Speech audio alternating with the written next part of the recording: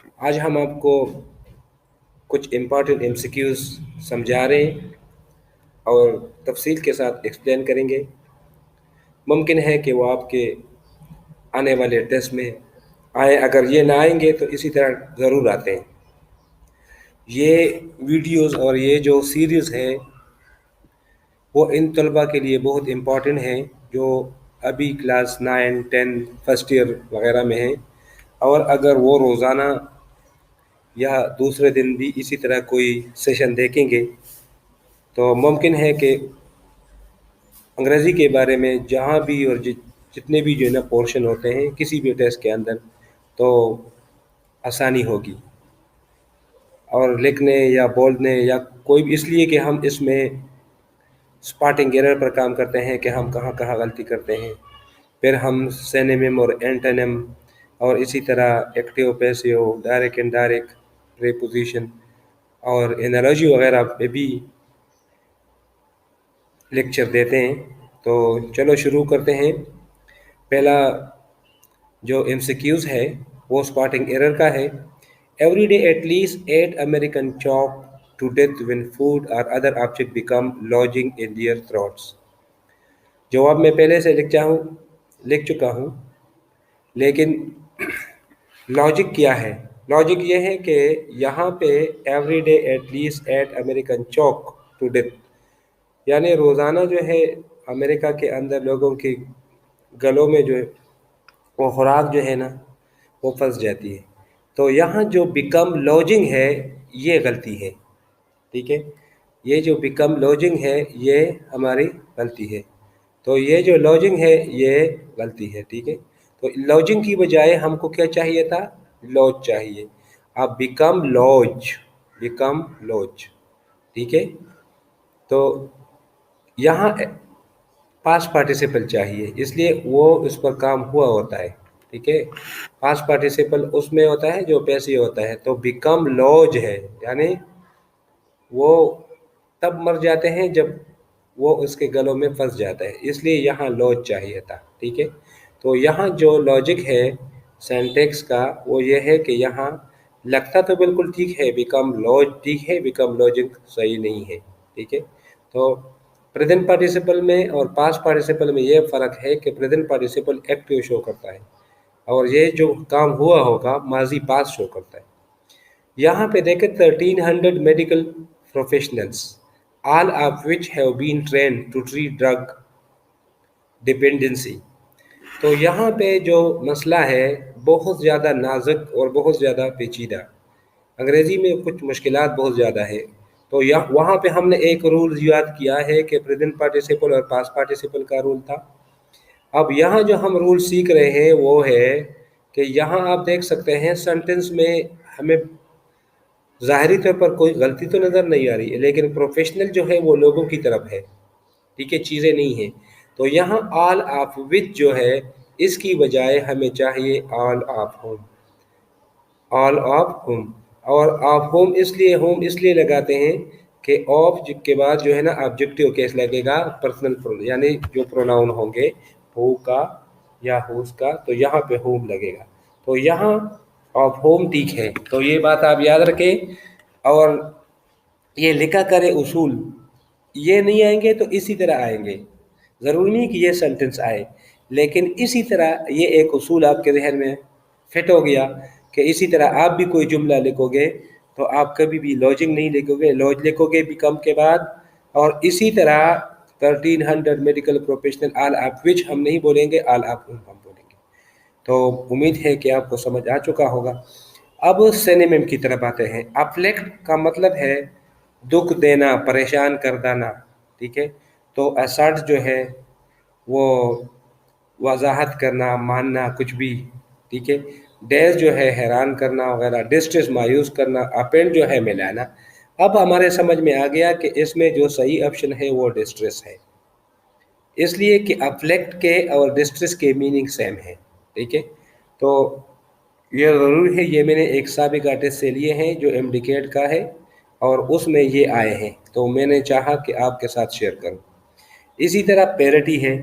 Parity का मतलब है बराबरी का, तो पावर्टी का मतलब है गुर्बत, पजल का मतलब है कोई शेषोपज में होना पर, इक्वलिटी आ गया तो ये बराबरी को कहते हैं, डिस्कोर्स आया तो डिस्कोर्स बयान करने को कहते हैं।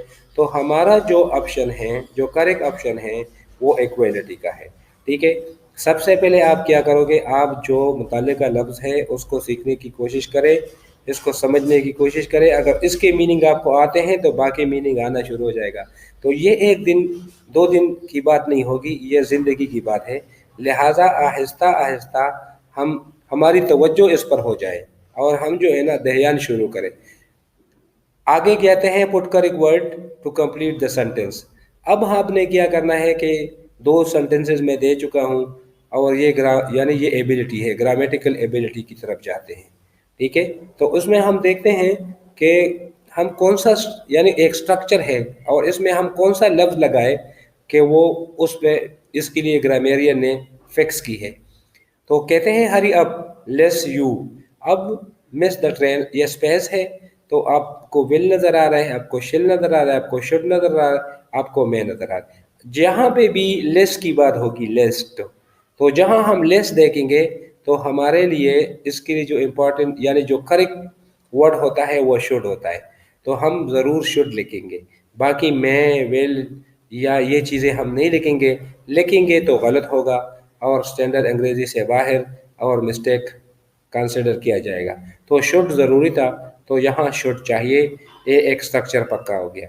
ठीक है, फिर hardly had he reach the station, ये भी एक स्ट्रक्चर है। द ट्रेन रीच, ए में मैंने लिखा है दिन, बी में एज, सी में विन और डी में देन लिखा है। आपको याद होना चाहिए कि जब भी इसी तरह कोई स्ट्रक्चर हो, एक तो ये इनवर्स भी है, लेकिन यहाँ पे हार्डली से कोई भी शुरू हो जाए, स्केर्सली वगैरह से, तो हार्डली स्केर्सली, तो वहाँ हम विन लगाते हैं। और नो सूनर आएगा तो फिर देन लगेगा, वो बाद में हम सीखेंगे। आज के हवाले से ये दो स्ट्रक्चर हो गए, पेन लेकर उनको लिखना है और फिर जब आगे जाएंगे तो इनको भी पक्का करना है। तो फिर जब आप तैयारी करोगे तो आपके लिए कोई मुश्किलात नहीं होंगे। अदरवाइज़ तमाम के तमाम तलबा जो है वो अंग्रेज़ी का पोर्शन छोड़कर चले आते हैं, कहते हैं बहुत मुश्किल था।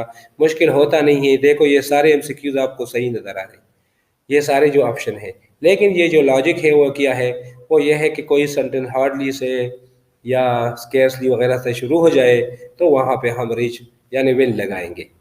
अब देखो ये एक और जो है ना पोर्शन है, choose correct passive sentence, let me write a letter. चलो हम इस सेंटेंस के लिए यहाँ सेंटेंस को चूज करेंगे। तो अगर हमें पैसिव पर अबूर है और हम साल भर इस पर प्रैक्टिस करते हैं तो समझ में आता है।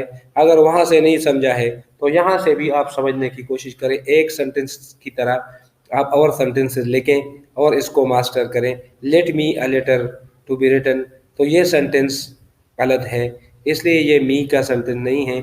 Suppose let me write a letter, मैं क्या करता हूँ लेट, तो लेट को लेट लिखूंगा, let a letter be written by me, let a letter be written by me या let a letter to be written by me. तो be जहाँ आएगा, let a letter be written by me. ठीक है, let me write a letter be written by me, इसका formula है let plus object plus be plus third form. Okay, तो यहाँ उसमें जो है लेट मी अ लेटर, ये तो गलत होगा। लेट अ लेटर, ये भी इसमें let a letter be written by me, तो अगर ये टू ख़त्म हो जाए तो let a letter be written by me और लेट लेटर्स। तो यहाँ पे ये मसला है, ये टू नहीं है, ये गलती से आया है। तो लेट लेटर्स भी, तो यहाँ लेटर्स इसलिए गलत है कि वहाँ आपको मिला है आ लेटर, वरना ये भी ठीक था, स्ट्रक्चरली सही था। थोड़ा सा उसमें से लॉजिकली बात है, आपको धोखा देने के लिए मैंने ये लेटर डाला है ताकि आप खबरदार रहे, ये टू दोनों में नहीं है। ठीक है, फिर नेक्स्ट सेंटेंस जो पैसिव है वो ये है, पैसिव का where do you write a letter. ये एक सवालिया है, अक्सर स्टूडेंट उसमें कंफ्यूज होते हैं, समझ में नहीं आता कि उसके साथ क्या करें। आसान काम है, डब्ल्यू एच वर्ड है, डब्ल्यू एच को डब्ल्यू एच ही लगाएंगे, वेयर को वेयर लगाएंगे। और do you write a letter, तो अगर आपको ये भी नहीं आता है तो you write a letter is written by मी।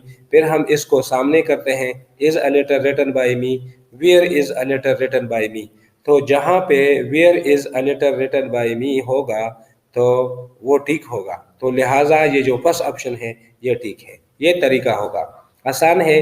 آپ ڈو اور ویئر سے مت ڈریں. You write a letter is written by me. اب سوال یہ ہے is a letter written by me, اور ویئر تو ویئر ہی رہے گا، لہٰذا میرا پہلا آپشن ہے، اس لیے کہ یہ پریزنٹ سمپل ہے اور پریزنٹ سمپل میں فارمولا ہے از آر ایم اور تھرڈ فارم آف دا ورب.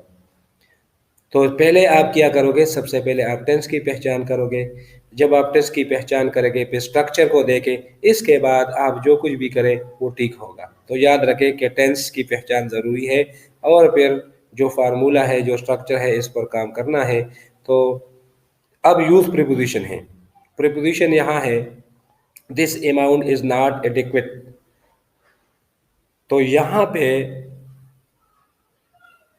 جو پریپوزیشن ہے for, need, to, need, with, by, تو اس میں جو کریکٹ پریپوزیشن ہے this is not adequate to need, وہ پہلے میں لکھ چکا ہوں. ٹھیک ہے، تو یہاں پہ ٹو آ سکتا ہے اور وہ غلطی سے پہلے لکھ چکے ہیں ہم لوگ، تو یہاں ٹو صحیح ہے. ٹھیک ہے، this amount is not adequate to need, تو ایڈیکویٹ ٹو نیڈ فار غلط ہے. اچھا، بہت امپورٹنٹ اور بہت پیچیدہ دو ایم سی کیوز ہے. Be patient. تو جب ہم یہ بات کرتے ہیں کہ دشمنوں کے بس صبر کے ساتھ جیو، صبر کرو صبر کرو، تو ود آئے گا. ٹھیک ہے، be patient with your enemies.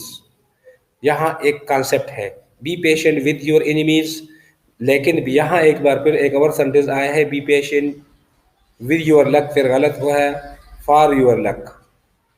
ٹھیک ہے، تو یہاں پہ فار آئے گا. Be patient for your luck, be patient with your enemies. تو یہی اسی طرح کنفیوز آتے ہیں. پھر جتنے بھی اسٹوڈنٹ جاتے ہیں وہ اکثر کیا کرتے ہیں، وہ کہتے ہیں انگریزی کا پورشن بہت مشکل ہے. وہ اس لیے کہ ہم سال بھر 2 سال بعد ہم زندگی میں انگریزی کو ترجیح نہیں دیتے ہیں، نہ ظاہر الفاظ ہے، کچھ بھی نہیں ہے. جب امتحان ٹیسٹ میں جاتے ہیں تو 1-2 ہفتے بعد پہلے جو ہے نا ہم شروع کرتے ہیں، ایسا نہیں ہوتا. یہ زندگی بھر کا کام ہے. Class student 7 8 9 10 11 first year, second year, پھر گریجویشن میں بھی اس پر کام کرے گا تو ان کی ہڈیاں مضبوط ہوگی، اور وہ جیسا بھی چاہے وہ اس پورشن میں بہت زیادہ اچھے جو ہے نا مارکس لے سکتے ہیں. اب یہ انالوجی جو ہے یہ بہت امپورٹنٹ ہے. اکثر اسٹوڈنٹ کو تو یہ پتہ ہی نہیں ہے کہ یہ ہے کیا چیز. ٹیسٹ میں جاتے ہیں تو کہتے ہیں وہاں تو ایک ایسی چیز تھی کہ مجھے ابھی تک پتہ نہیں چلا. انالوجی کہتے ہیں کرسپانڈنس کو. انالوجی جو ہے یعنی واچ ہے تو کلاک اس نے دیا ہے تو ٹائم ہے. اب کلاک ایک آلہ ہے اور ٹائم جو ہے وہ دیتا ہے.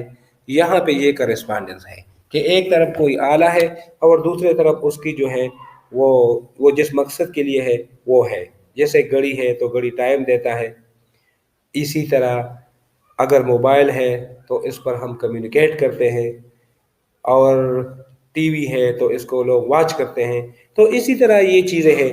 تو واچ اور رسک کا جو ہے کوئی تعلق نہیں ہے، یہ کرسپانڈنس چیز نہیں ہے، یہ فلاشز ہے، کوئی وہ نہیں ہے، یعنی مسلیڈ ہے، کوئی ٹھیک نہیں ہے. واچ تو وہ گھڑی ہے یا دیکھنا ہے، اور رسک تو آپ دیکھ سکتے ہیں.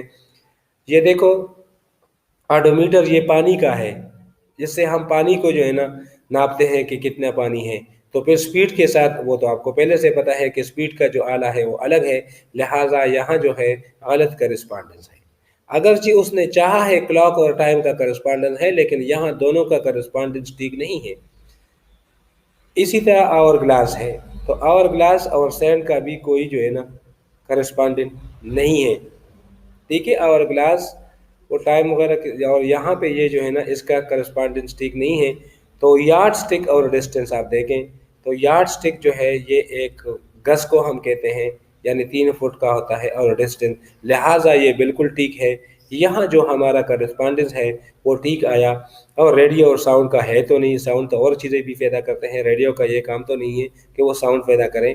ٹھیک ہے، تو یہ چیزیں جو ہیں یہ ہم نے دیکھنے ہیں. آسان کام ہے. اس میں اکثر ٹیسٹ میں دیکھو 2 نمبر سے انسان ہار بھی جاتا ہے، یعنی سلیکٹ بھی ہوتا ہے اور رہ بھی جاتا ہے. تو انگریزی کا پورشن جو ہے یہ ڈسٹنکشن پر ہے، کسی بھی ایکیٹ والوں اسٹوڈنٹ کے لیے اور باقی سب کے لیے تو ڈسٹنکشن ہی ڈسٹنکشن ہے. لہٰذا غور سے، لیکن یہ طریقہ ایسا ہونا چاہیے کہ کوئی بھی ویڈیو ہو کسی بھی جگہ سے بندہ دیکھے وہ نوٹ کرے، پکا کرے، تو پھر آسان ہوتا ہے.